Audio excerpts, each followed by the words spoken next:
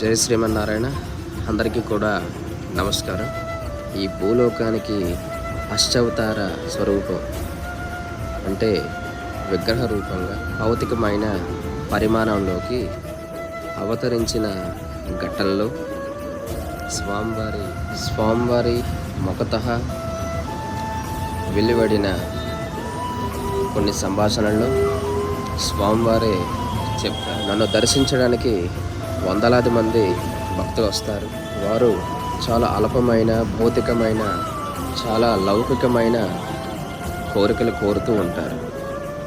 కొందరు వివాహం, కొందరు ఉద్యోగం, కొందరికి ఆస్తులు, కొందరికి భూములు, ఇలాగా.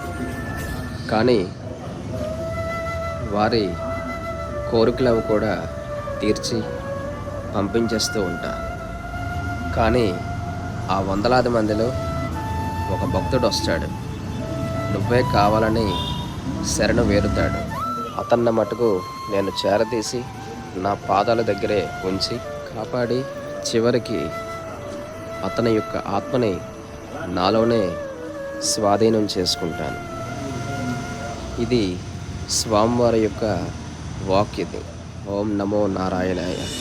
సర్వే జనాః సుఖినో భవంతు. స్వస్తి.